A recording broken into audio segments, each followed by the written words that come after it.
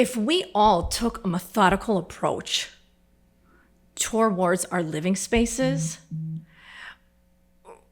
just that step right there in creating order and structure, if we all brought that into our lives and stuck with that, life would be so much more simple. It would be simple, stupid. Yeah.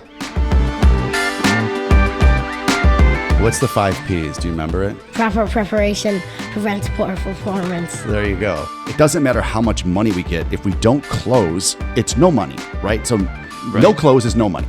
I'm everything that I am because of my dad's death. And I wouldn't be as successful without his death. Hey, welcome to the Jason Theory, to our season 2, episode 13. Thanks all for downloading and watching. And we are going to be talking to Sanem from the Organized Stylist. Give me the whole laydown, the name, the .com, everything. TheOrganizedStylist.com is where you can find us online. Okay. And the Organized Stylist is a concept to completion design firm. Okay. That connects form and function together to provide you connectivity and peace of mind. Snap. That's like a commercial right there. I like that. What I do love is, you sent me over an email yesterday and I was reading everything, and obviously I've known you for a while. And I think everything that you've done, and let's go over that too, briefly go over from the start to where you are now, kind of just took you on a journey that it seems like where you are at now is where that journey was always going to take you. 100%. Like all these little entrepreneurial jobs, right? Not little, big ones, but now that have all led you to taking all those things that you've done and putting it all together in one, like in one nucleus. Yeah. So let's go over like a little bit of your life story. Okay. Not too far back. No, don't worry. We only have an hour. I'll keep it short and sweet.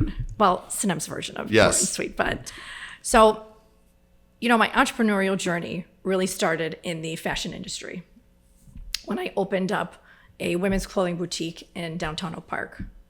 So we were rocking and rolling, generating revenue. Sales were incredible. Leads were being generated by our loyal customers, the connections we made with those loyal followers, loyal clients. And the business was building, and I wanted to generate revenue in a different way, right? I wanted this revolving door of revenue coming in. Okay. So we took the concept of the brick and mortar store being a freestanding generating revenue business, and then tapping into the client list that we had and starting a wardrobe consulting business where I would travel to clients' homes. I would help them design their closet if it needed a more functional layout to hold all of their, belongings. Okay. And then we would curate what they had. And most of it was from the boutique. So it was, like I said earlier, this revolving door of business coming into Sanem's boutique. And having had that business for a decade, Jason, I was working with textiles day in and day out, season after season, year after year. I was traveling around the country, methodically plotting out, okay, these sizes are trending high in the boutique this season. I gotta make sure I get these sizes in the store, these textures in the store, and then thinking of a budget in mind, bringing everything into the store and collectively curating the boutique, right? Like I said, season after season, year after year. And having worked with textiles for so long and finding connections with clients being so important and so valuable to the success of my business, my heart was tugging at me in a different way. And I thought, you know what? My lease is ending. I want to take a pivot within my career, within my entrepreneurial journey. And so it just made sense for me to pivot into interiors. Okay. With those connections, with those loyal clients I had from the boutique, I could rely on them to help me boost my new pivot, right? Okay. So I already had my client base in position.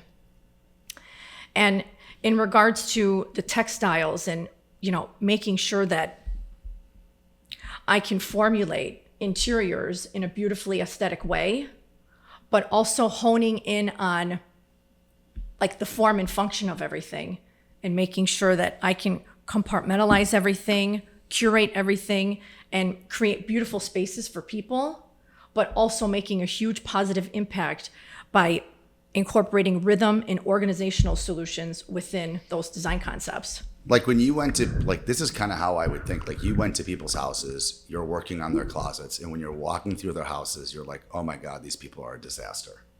Well, right? I mean, I can't. That's because that would lead me to be like, okay, there's a real need. Their closet's gorgeous. They dress fantastic from my shop, but the rest of this area is bad. And there's a need for someone to come in and say, hey, listen, have you ever thought about getting the rest of your house to look like your closet and getting yourself together? You didn't think that at all when you walked through people's houses? I mean, listen. That's what I would. I mean, I walk into people's houses all the time. We'll talk about that. And I'm shocked what I see. I know. So I'm shocked too. It really is. It kind of takes you back in Yeah. your tracks. But we have to set the tone immediately, Jason, to allow our clients to put down that wall and to feel comfortable and trust us.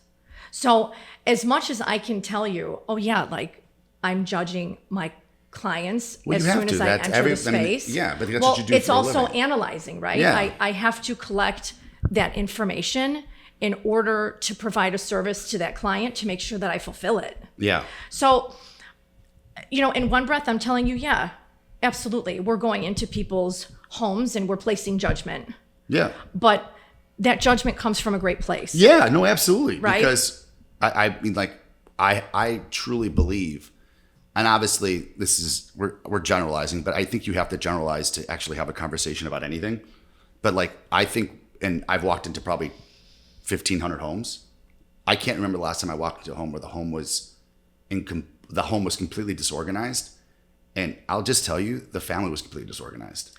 Well, and I think that's like when I was reading what you were reading when I was reading what you sent to me, I said, it's not about having your house look pretty, right? To me, the house is like your body. Like if your body's disorganized, you're going to feel ashamed. If your house is disorganized, you're going to feel ashamed. And you're not ashamed that other people, you walk in the house, you're ashamed. It's like looking at a mirror. You're ashamed that this is what I've done. Like I need and what I represent. Yeah. And sometimes they just need you to stick a foot in their ass and say, hey, listen, it's not hard. Let me get you from A to, let's say, G, which is the tough part. And then you take the rest of the alphabet, which is like 5%, 6%, and you maintain it and you do this and you do this. But it's always hard. It's hard to go. It's hard. You were just talking about you want to get a treadmill, right? You were talking about you and your son. We were talking about that before we started. It's hard to get on that treadmill the first time. Maybe the first 10 times is hard. But then it's easy. It's discipline. Yeah. Right? And, shifting into how we really create form and function for our clients. With the designs that we create for our clients, it really is, it's body and it's mind. Because if we create living spaces for our clients where the home actually is moving for the client and the client is not moving around the home, and those are two different things. I think... All right, let's expand on that. Well, I'm going to bring up the pandemic. Okay. The pandemic, it's a fun time obviously, for I know, but listen, it forced us to be home. Yeah.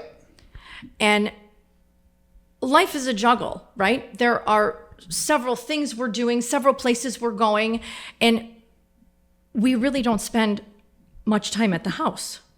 So during the pandemic, it forced us to stay home, and it really was an eye-opener for so many because we realized, oh my gosh, this furniture layout does not function with our family. The furniture that we have in the home doesn't even function for the family. So it's And that's so important. I don't think people realize, it's like one of those things that people don't realize until when you go in and you organize them, and then they have like this feeling. Like, I think people are so used to living in chaos and so used to living, not miserable, but like living in that state, that they don't know that bringing someone in any aspect of your life that's an expert is going to bring some sort of peace to you. And that's what you're doing. You're going in. Yeah. So the 3 pillars that we really base our designs off of is rhythm, design, and organization. So we can come in and create beautifully designed spaces all day long. But if they don't move with you, and if they don't fulfill a purpose of storage solutions or a huge seating area for the movie room, then we haven't done our job. So like in an architectural world, you're providing not only the beauty would be the form, the rhythm would be the function. Correct. So you're providing form and function. Yeah, absolutely. Which is so important, right? It's so important. I mean, listen, we have a client just recently who has, so I don't know, I'm kind of getting off track for a second. You have a form and function. Oh yeah. And the rhythm of the house. Yeah. So if there is no rhythm set, and if our design does not promote new habits that would instill structure for the family, then what is the point of the living space? I mean, that's what you just said right there is exactly what I read about. When I read everything that you sent to me, I literally said, I don't think people understand that what you just said is so important, because if you don't have that feeling and the space doesn't work for you, it's terrible. Everything's off. I mean, think about it. When you come home, you have a daily routine, right? Mm-hmm. And if you don't have elements set up in your home to help that routine move and go smoothly, then your mind is cluttered, right? And then your physical space becomes cluttered because you don't know where certain things go. You don't know how to move. And that's why our approach to design and my philosophies that we incorporate towards our designs, I believe are just so important. Yeah. I mean, listen, in our designs, we create habits, right? We create new habits throughout our floor plans, our furniture layouts. And in the end, they're not habits anymore. They become a part of your daily routine. So then it just comes natural to you. I mean, what you're describing is when I train, or like when people ask me for advice on real estate and they're like, how do you do this? How do you get to where you're at? People always say to me, how do you do X amount with 3 kids? And I'm like, dude, I have tasks. Exactly. They're tasks. But you know what you are too, though, Jason? My tasks provide goals. Yes. I don't write down goals. I write down tasks, and the goals come from those tasks. And literally, I love that. How I work is exactly what you're talking about. I think that people don't understand that the home is so important to be like that, because you can't function. I'm telling you, if you don't have what you just said, you can't be successful in anything you do. You know what? I agree with you. Yeah, I'm telling you. But some may say, "Oh my gosh, that's so severe." Like, it's not. How do you? But it's not. No, it's not.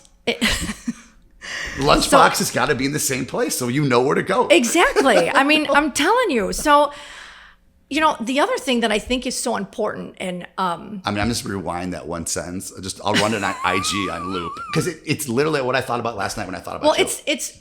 I mean, I'm taking everything together and compartmentalizing it into one. Yeah. I have to. You have to simplify it. And sometimes people need to hear the obvious. Yeah. The obvious is the obvious.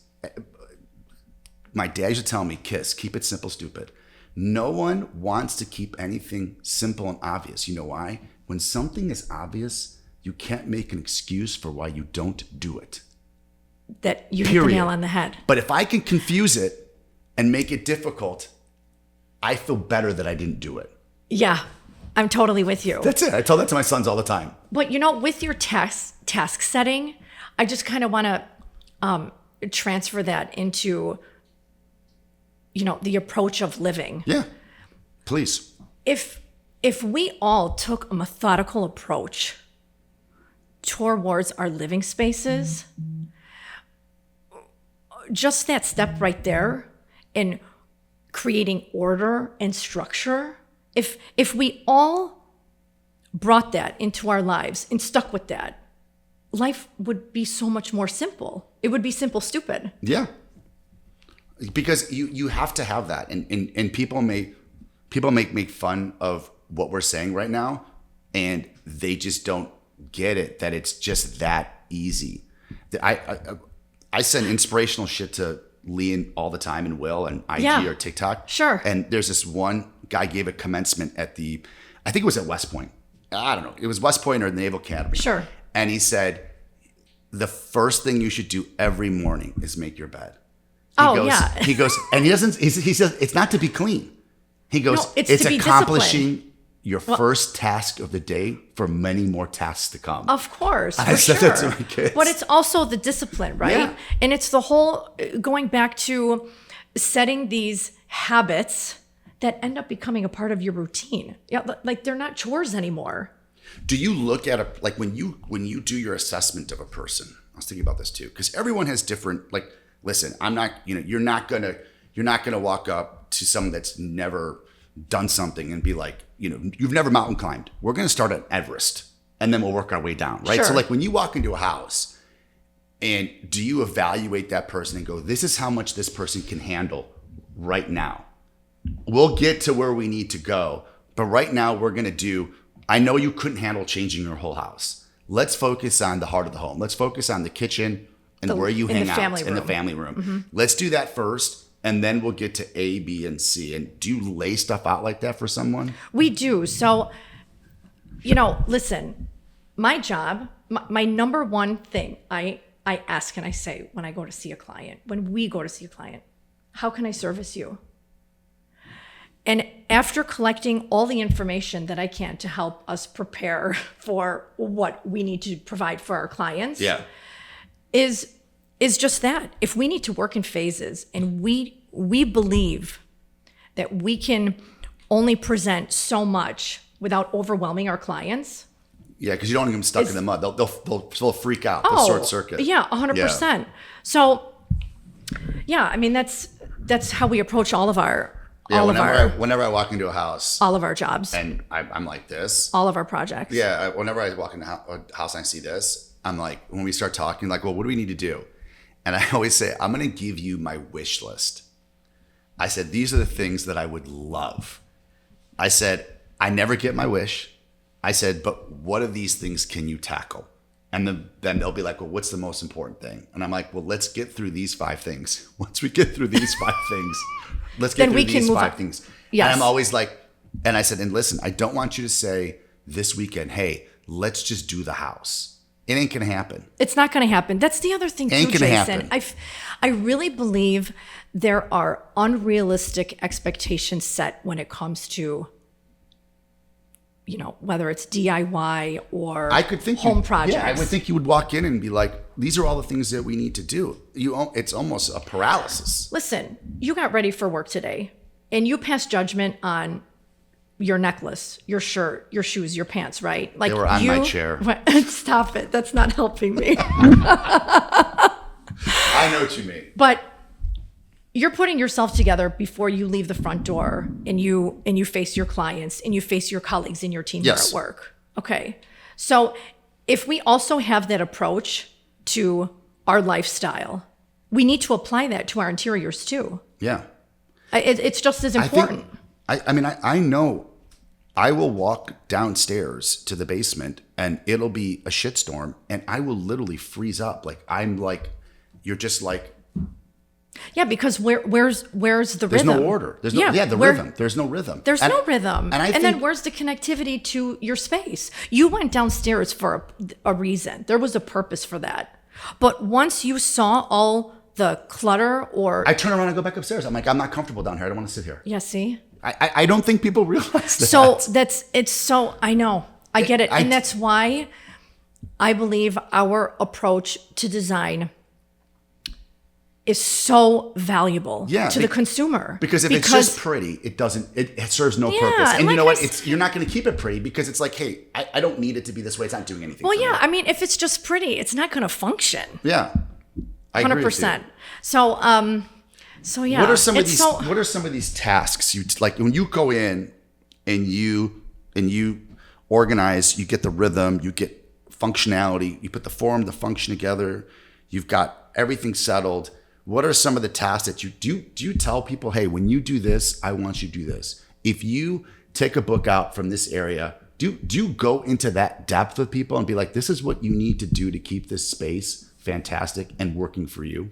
So I think that comes with ease by really honing in on what our clients need. So it's our job to not only find the style and aesthetic of our clients, but it's also to dig deeper and go into the mind and say, okay, this family functions like this in this space. So we need to use XYZ in our design plan to make sure that there's fluidity between this entire space. And again, it goes back to helping our clients create new habits that in turn don't become a chore anymore. It just becomes a part of their daily routine. And when you say habits, are you talking about picking up? Like, give me an example of like when you talk to somebody about a habit. Like there's something you can recall that like I sat down with this client. Yeah, so we don't need to know their situation. Oh, But like what you said. The habit of picking up after yourself. Yeah. So we get that a lot within our client relations and meeting our client needs. They reach us and they say, you know what? We need some style in this space, but we also need function. We don't have a mudroom. We have no place to put our kids' backpacks. We don't have anywhere to hang our jackets and our coats, our seasonal belongings. So I have to come in with a very methodical approach because I have to make sure that I provide order and structure, not only within what I'm presenting to the client, but I have to perform that structure and order for my team and I to make sure what we continue to do day in and day out for our clients is working, right? Because I can go back and make sure, okay, this approach to this client really worked. This is the order we took. This was a methodical approach, and you can kind of go back and see what works for our clients and what doesn't. Okay. Does that answer your question? Yeah, and then I would say, like for someone, because it's mostly a lot of people in the real estate world, I think a lot of times people are like, I don't like my space. I need this or I need this. Maybe they don't have to move. Maybe they just call someone like you and say, this is what I'm looking for my space to provide. I need a seasoned eye. I need an expert to come in and say, hey, listen, we can do that with 3 or 4 different changes. And I couldn't agree with you more. It's really bringing a professional, seasoned eye in, I'm going to take the words out of your mouth, and reevaluating the space that you have. Yeah, it may work. I mean, and it's worked so many times with our clients. There's times where I've had clients call me and say, Sanem, we heard from a friend of a friend that, we can bring you with us as we're searching for our new home. And I think that is such a valuable tool to have with someone who's a potential homeowner, because sometimes you can't see the forest through the trees. No, people's spatial recognition is like, it's like a toddler. I always say, like when people are like, well, how do you become a good salesman? I go, sell to a 3-year-old. Oh my gosh, that's hysterical. Well, listen, if that works for you, that's amazing. It's the truth. But it really, it's so true in that if you have someone skilled who comes in and you are an objective person helping your client see a vision that they never would have grasped, never would have thought of applying to a certain space, you can't get any better than that. No, that's what we're supposed to do. Not everyone can do it, but like you're supposed to be able to go in and say this, or this. Oh, sure. And on the sell end, be like, hey, you could do this, or this. Well, this space doesn't work for us. So what are you looking for? A lot of times I'll have clients who just buy a new home. And they'll call us into the space and say, you know what, Sanem, I want you to look at this picture. I'm going to send you a picture of what the previous homeowners did and how they designed this space. You cannot start on a slate like that. They lived a completely different lifestyle. You cannot compare the lifestyle that you are going to live in your home to what was in the past. It doesn't apply to you. Yeah, they live So different. I think that's another misconception too. I Of think a huge space planning and furniture layouts. It's like plug and play. Oh, they had an L-shaped sectional in this corner and then a coffee table right there. Guess what? That's what I'm doing. But that you're setting yourself up for failure with rhythm and form and function because you don't know if that's what's going to work for you. How many times do you walk in, talking about that, how many times do you walk in and see that disorganization and then meet everyone and see that disorganization like running through everyone that lives in that house? What you're saying in regards to someone truly living Like when I go into a house, in an organized form? like when I go into a house and it's like, lack of a better word, a shit show, Okay. 9 out of 10 times, I'll even go more, 99 out of 100, the people that are underneath that roof are a shit show. Oh, okay. I see what you're saying. And then do you see a transformation? Because I think it's one and the same. Like when you transform that house and get that house in order, do you go back and see a different personality running throughout the house? Oh, so I you love would. that you're asking that. Well, that's because I kinda think leads it's me- huge. I think Well, it's everything you're it's talking about. connection It's building. the connection, it's the rhythm. And it's the rhythm, and it's also, I'm kind of segueing, and it's the relationship you build with your client. Well, in regards to coming back. Well, we'll talk Forget about about that how later. they think about you. They love you, period. Oh, I'm talking no, about but- how they think about I'm talking about how they react to each other. Listen, if they want to make a positive impact inside of their home and have no clutter, they want to be more productive within their life, they have to stick with the plan that we set in place.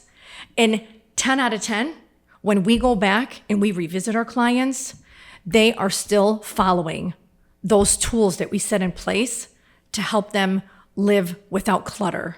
And the family's got to be doing better too, period. It's all together. I mean, listen, it's a collaborative, how can I put it into words? It's collaborative. Yeah. That's exactly what it is with an exclamation point. If, like I said, we can provide what the client needs and fulfill their entire checklist, we're crossing our T's, dotting our I's, giving them everything they need. But they need to hold up their end of the bargain. Yeah. They have to follow through with all of the components and the elements and the furniture here and the furniture there. I mean, you can listen to every greatest organizer, listen to every greatest sales rep, listen to every greatest athlete, and they can tell you the secret to life. Like, successful people have the secret to life. Being organized is one of them. They have the secret to life. But if you just sit there and listen to it and go home and don't do any of it, nothing's going to change. Yeah, if you don't apply those new habits into your life, then your routine is going to fall flat. You're not going to elevate your lifestyle. You just won't. Yeah, I completely concur with you. Give us let's see. Have you ever walked into a house and said, this is just too much? In regards to what? The whole shabam. Can you walk into a place and be like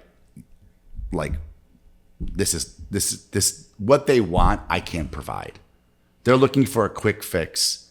I know they're not going to do X, Y, and Z. A quick fix is not our client. Yeah, that's what I'm saying. You Yeah. walk in and be like, and then do you say to them, like, when someone's like, I want this, but this is what I do, this is what I want to do. And then when you go into like, well, if you're going to do this, these are the things that do go right off the bat. This is what you need to do. And we're going to create habits that are going to create a better home for you, for your family, for yourself. And then they're just like, well, that's not what I'm looking for. Yeah, listen, time is money. Yeah. And you know this. Yeah. So when we're in our first meeting with our clients, there is something that comes over you and you really got to follow your gut and your intuition, right? Because if you're asking all these questions and trying to learn about someone within the first 45 to 60 minutes, and that's the only time you have to get as much information as you can to make sure, gosh, you know what, is this going to be valuable to our team? Is this project going to provide value to the organized stylist? Yeah. And is it going to provide value to this potential client? And if I know right out the gate it's not, then we don't waste any time. And in a very professional manner, you find ways to. There has to be mutual benefit, right? Everyone's always like when because you're somewhat in sales, right? You're selling form and function. My gosh. Yeah. Yeah. So like when you go to meet somebody and if you're like, hey, this doesn't work for me either. Like I find I'm getting tongue tied. I find it interesting that I feel that people that hire people think that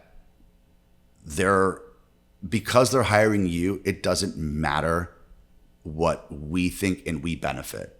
And they couldn't be further from the truth, because we don't have to service you. We don't have to do that. It has to be a mutual respect, and it has to be something that both people are interested in doing, because that's the love of it. Yeah, Jason, for sure. I mean, it goes back to us talking about and using the word collaborative. Yeah. There are times where we give our clients homework. I mean, we can come in and do it all, but some of the all has to be done as a team. Yeah.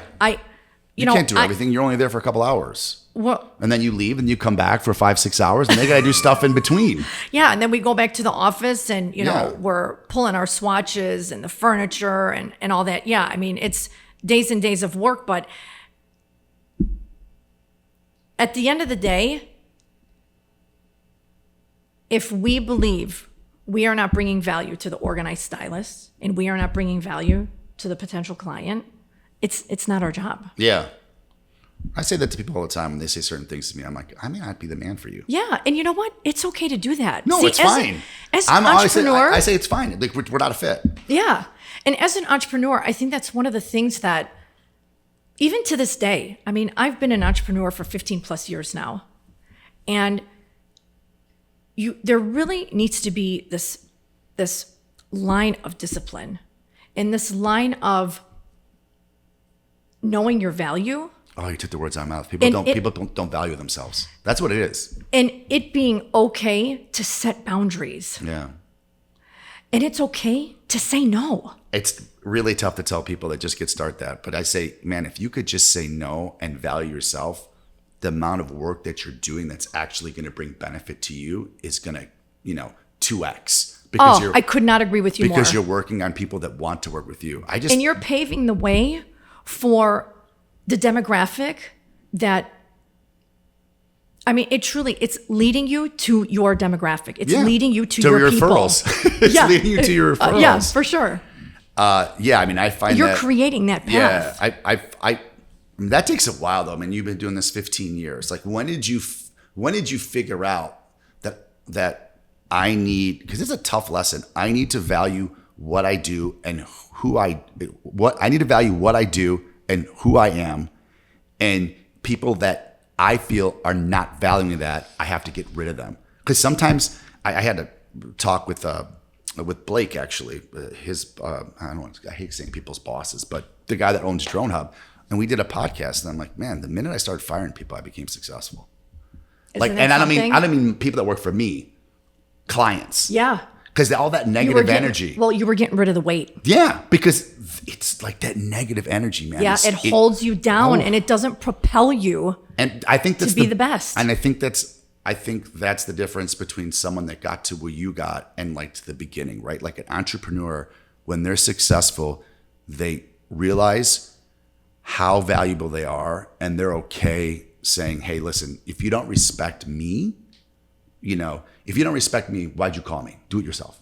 Oh, I couldn't agree with you more. Yeah, it's like, then don't bother me. That stuff like irritates the hell out of me. I know, it irritates me too. See, as an entrepreneur, you have to believe. Yeah. If you don't believe in yourself, then I really don't know where your level of success is going to come from. And after that belief, comes the passion and the determination to really just put everything into it and to strive your best. And you have to build a team. You cannot be successful on your own. Yeah, I really believe that you have to have people around you who support your philosophy, who support your approach to business, your cores, your values, your morals. I really do. Yeah, it's tough. I don't understand how people do stuff on their own. It's a lonely place as an entrepreneur. It is. It is. And you know what? There's times where I've been there. In the beginning, of my fashion career, I opened up the boutique all by myself. And I was like, what? I was in between 1,000 square foot, all these four walls looking at me. And I'm like, what am I doing? I can't do this by myself. I'm working till midnight. I'm exhausted. I'm not setting any boundaries, any limits. How am I supposed to grow from this? And there's times as an entrepreneur, I really believe you have to put yourself in these really tough situations where you have no choice but to make an immediate decision. And that forces you to make the right one. Because sometimes for me, if I have this time and I'm sitting at my desk and I'm like, okay, all right, Sanem, you got 3 proposals out, 3 contracts. And how am I going to close the next sale? Instead of thinking of what you're going to do, you just do. And that's my motto. Man. Well, I have 2. Yeah, paralysis by analysis. Yeah. And my other one is keep your head in your own game. All right, expand on that. Listen. Like stay in your lane, or keep my head in my own game, meaning do your research and know what's going on in your industry, in your line of work, and what other people in your trade are doing. But you have to be so strong that you will not allow that noise of what's around you while you're conducting that research to get in your head. Okay. Because the moment you do that, well, you know what? Let me speak for myself. So basically not getting jealous. No. No. No, it's not. Because you're looking at everyone else. No, but it's not. But when I say conducting my research, Jason, I'm even looking in regards to, you know what? I want to be on top of the trends. And I want to be on top of the next best thing that I can provide to my clients. So when we put XYZ into someone's home, they're going to have friends and family come over and they're all going to say, holy cow, I've never seen a design like this before. And that's how I know I'm going to stand out from the crowd. Okay. You're being true to yourself. Sure. Yeah. Yeah, you could call it that too.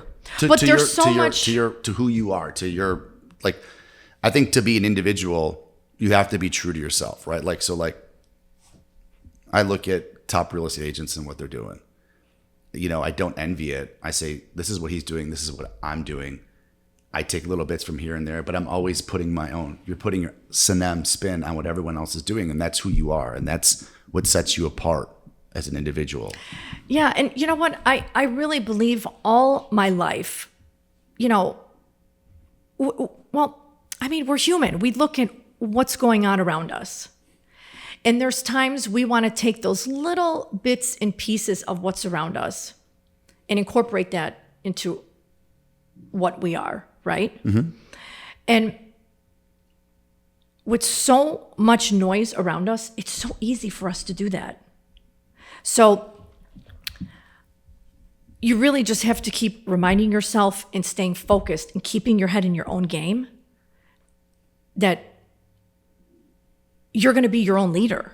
You're going to be your own boss. You're not going to follow what everyone else is doing. You're going to take all those little bits and pieces of what you've conducted in your research and what you're seeing is going on out there, and you're going to transform that into what is yours and make it yours.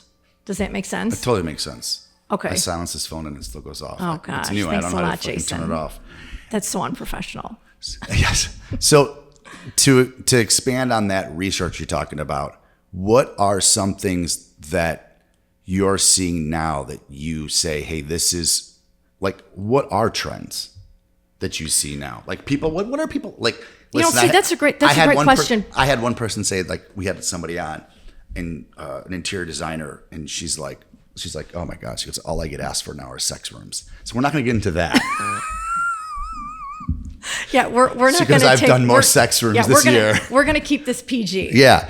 So, but what are trends that you see? And I would think like everybody wants a mudroom, right? Like that, or some sort of, you know, people are multiplying by the dozen now. So like everyone wants, and there's all these sports, and there's this, and I put this here and this here. And what are things that you're seeing? Well, listen, the trend is different for every client, every consumer, right? Yeah. And the trend changes from every property, every project. But to piggyback on what you brought up in regards to the mudroom, for families, I believe that is one of the most important spaces in the house. Yeah. When you, again, what we were talking about in the beginning, creating the habits and the routines, the mudrooms. But in regards to trends, listen, Benjamin Moore just released their color of the year for 2024, and it's this shade of blue. And I strongly dislike it. But just because what kind of blue is it? Is it dark or is it a light blue? You know, it's a moody blue. I would say it's a mid-tone. Okay. You know, That's it's dark. sophisticated, it's eclectic. Okay. The name slipped my mind right now, but you know, they just released it yesterday, and I was thinking of the projects that we have coming up, our current projects, and I'm just like, I gotta get this blue in there. I'm like, my gosh, you know, how am I going to incorporate, you know, the new color of 2024 into a property? But at the end of the day, though, Jason, something that's so important to us, our approach to fulfilling people's needs is, I mean, yeah, a lot of it is coming up with our own ideas and our own styles and hoping that our clients love what we selected, right? Mm-hmm. I'm kind of getting off Don't worry about off the question. But yeah, I mean, I love moody spaces. And when I say moody spaces, they can either be neutral, meaning a really light color, and you can go to the total other end of the spectrum and create a moody vibe with a really dark room.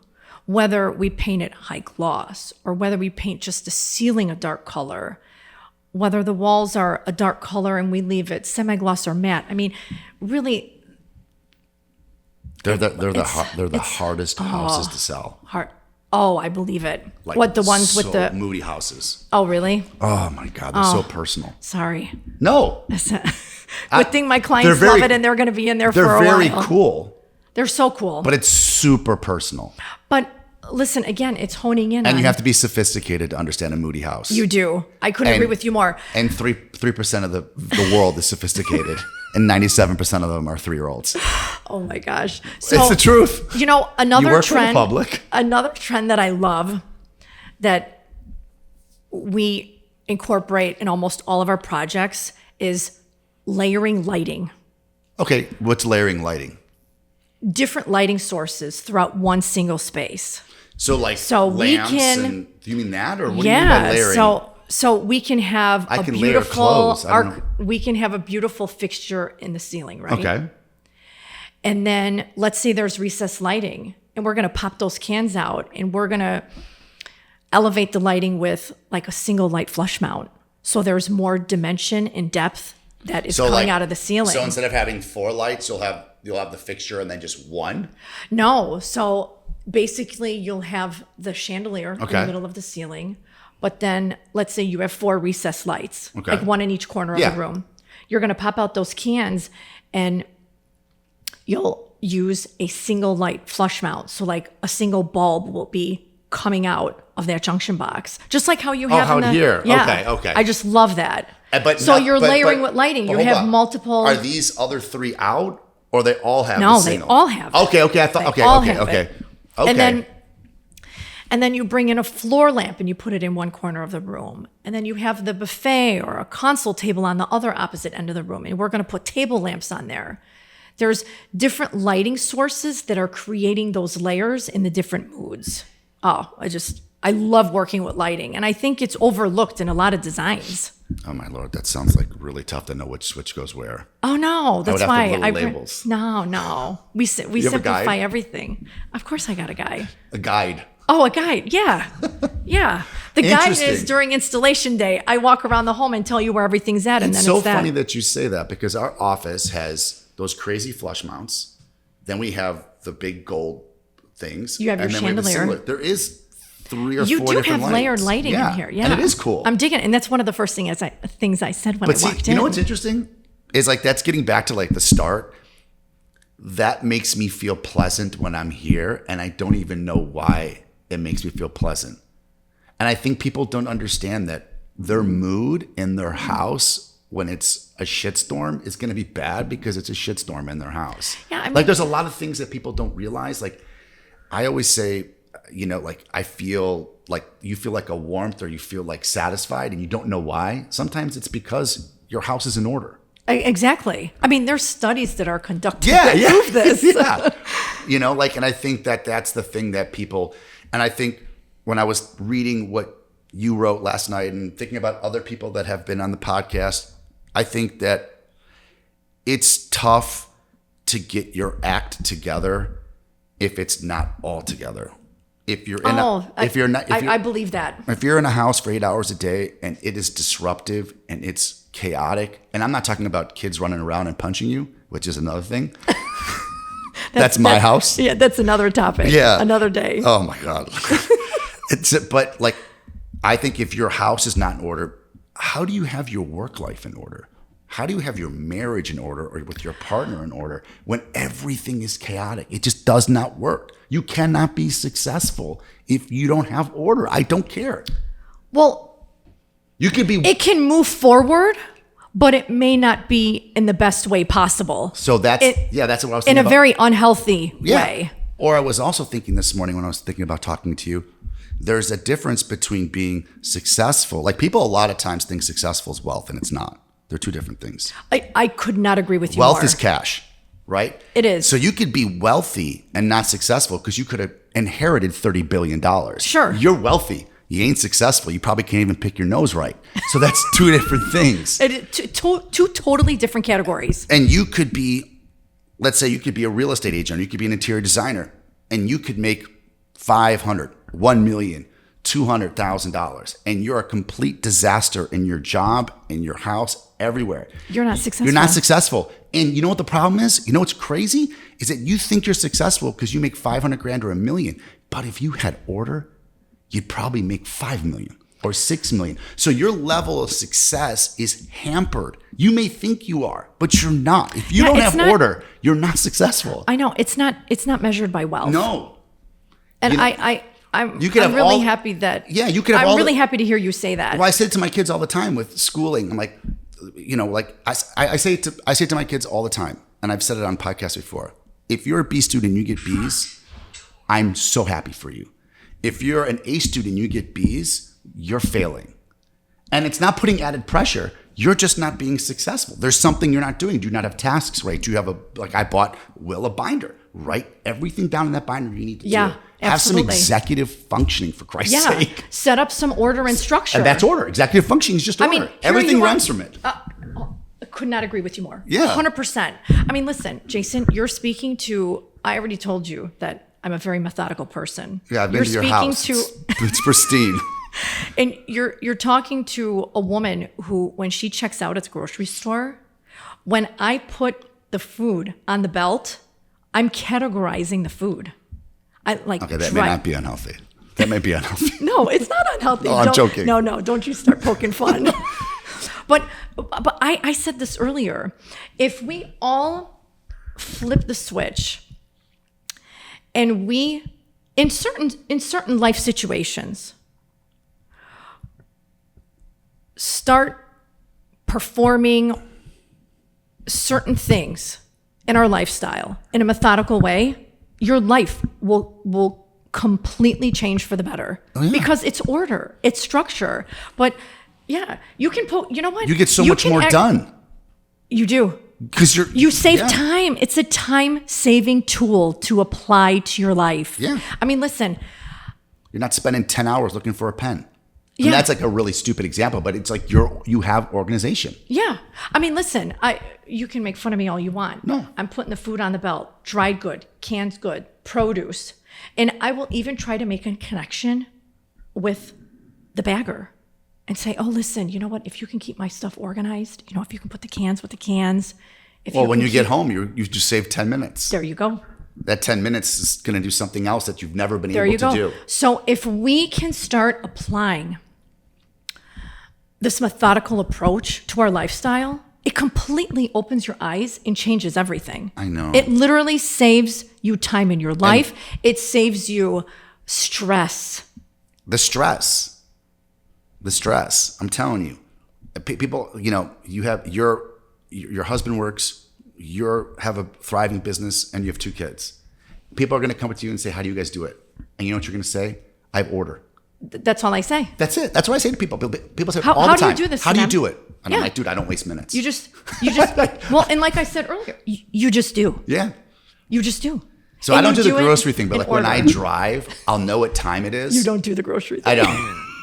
I don't. Well, you do Instacart. No. I mean, I don't. No, I buy groceries, but I don't split them up. But I do like that idea. Okay. But like when I drive, I know every single street, how long I'm going to stop, and I know by the hours, where I need to be on what street at those hours. I won't take the street. This like how you do your dry goods. I do with driving because I want to save moments. I just never. Nikki thinks it's a little bizarre, but I never. What? Just like what you're explaining to me yeah, now? like I never waste. Like if I have 30 minutes, let's say I want to do something, right? Like this is what we're talking about. Like I want to do something, and I've got an hour, and I have 5 things I need to do. Mm-hmm. I won't do the thing that takes me 45 minutes because then I've burnt 15 minutes at that time. So you're prioritizing. I do 4 things that are 20, 20, 20, 20, so that I know that I've gotten the most out of that hour. Yeah. Because you can't waste time. And people think that's psychotic. It's not. It's not. It makes my life, you know what it does? It allows me to crack a beer at 8 o'clock and watch a show. That's what it does. And you can't do that if you're all over the place. Well, see, you're somewhat methodical too. Oh, I'm crazy. Yeah. I eat the same breakfast every day. Oh, every day? Every day. Okay. Lee, every day. Will, every day. Okay. James is starting to get there. But now I've got these 3 minions. And I do that so I can get the hell out of the house. I know. I give nobody choices. Nikki's like, oh, I'll make 5 breakfasts. Oh, no. She's It takes up way too much time. For 2 days. I had the 3 kids yesterday, the first day. I nearly freaked out. I go, everyone this is what we're doing. No, because that simplifies life. Yeah. Yeah. I know. But it's so hard, right? You want to please everyone. I don't care about that. When When it comes to You're a people 7-year-old. pleaser. Oh, yeah, people. Yeah. Not kids. No, your minions are people. No, but it's crazy. The entrepreneurial journey is wild. Where do you see yourself in, I mean, obviously expanding your business, but where do you see yourself, like as you've morphed into this thing, right? Into this nucleus of all these things you've learned, where do you see yourself in 5 years? You're learning you're bringing data in, right? You're like a computer. You're bringing all this stuff in, doing new experiences. What is the next thing for you? It could be just expanding the business. It could be, I want to bring this aspect into the business. And as an entrepreneur, goal setting is so important, right? Yeah. Like you want to meet that end goal. Yeah. And you also want to give yourself a deadline. And you also want to develop as you, as an entrepreneur, you're always, when you get to a certain point, you're like, hey, what else can I do? Can I add this? Like for me, it's like, all right, I want to start developing houses. I want to start building. I want to start doing this. I want to start doing this. Like yeah. You constantly want to take what you've learned and go there. Mm-hmm. What do you think there is for you?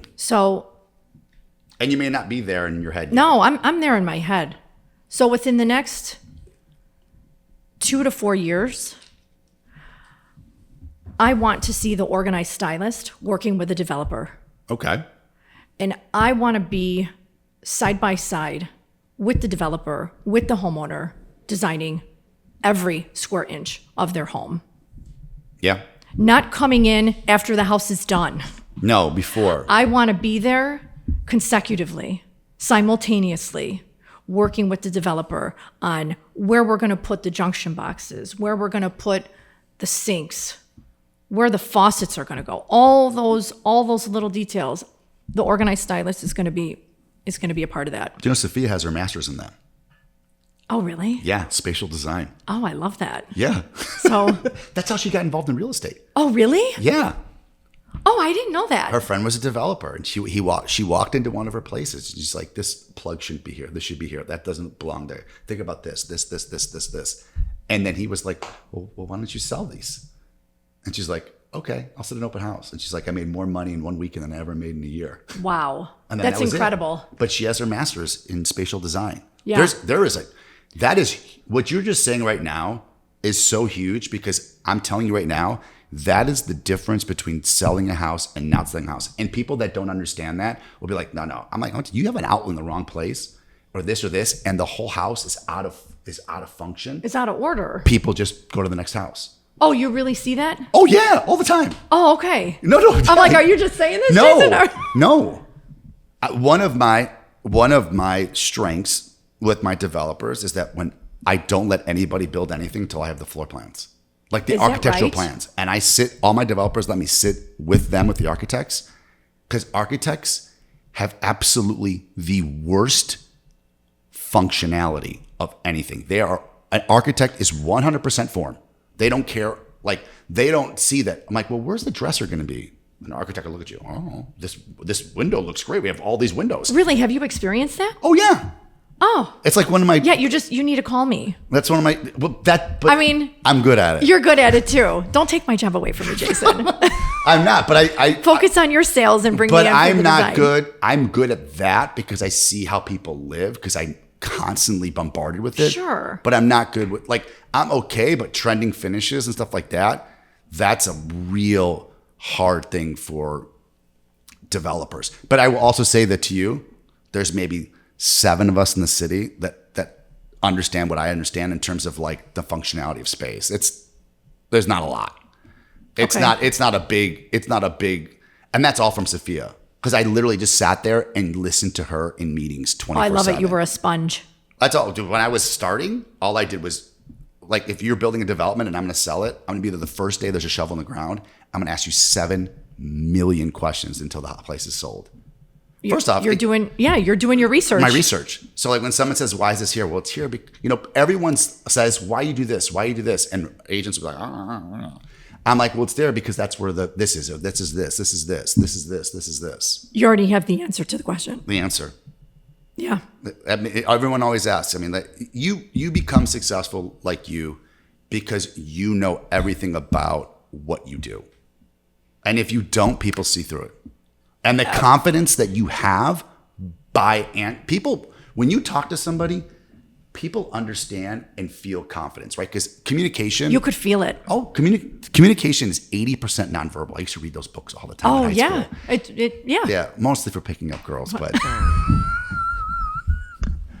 tone my game. Well, I'm glad that you retained some of what you learned. But the nonverbal, and people can tell. And when you're sitting there, when you're talking to somebody, another designer or this or that, and you hear the way they're talking, you can be right away. It's like, oh, this person doesn't know what the fuck they're doing. I totally agree with you. Yeah. Yeah, 100%. Yeah. And people gravitate towards that. You get business from that because you're an expert. Yeah. I always tell it, like, people are always like, how do you this? I'm like, in your case, in my case, I believe the only way to be successful in real estate is to be hyper-local. Like, you can't just go everywhere. And I agree design, with you. You have to be hyper-local to your brand, to who you are. I couldn't agree with you more. Yeah. You can't conform to, I can do this, or I can do, there's great people that do modern. There's great people that do this. There's great people that do that. You just become the best at what you do. Yep. And people will gravitate to your style. And those are the people that you're going to want. And then that's that referral trail. Yep. I couldn't agree with you more. I'm not going to change who I am. I'm going to be brutally honest. I'm going to swear. I'm going to do this. I wear t-shirts. I'm not a suit guy. I cannot believe we did not drop one F-bomb together. Can you believe that? I know. My mom yelled at me a couple weeks ago for swearing in the podcast. Oh my gosh, really? Yeah.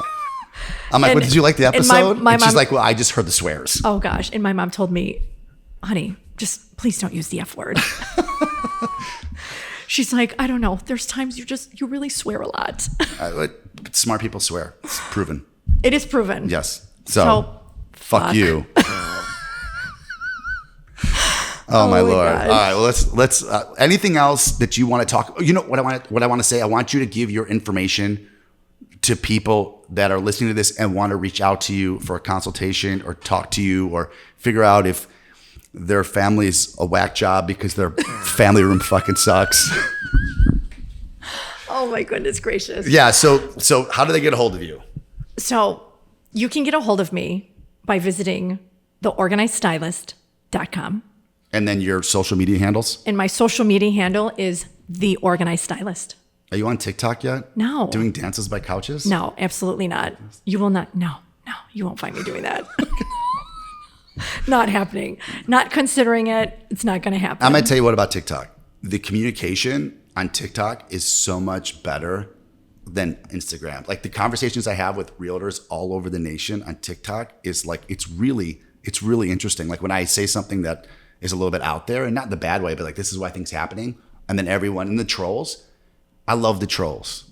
You love the trolls? Love the trolls. Why? Two reasons I love the trolls.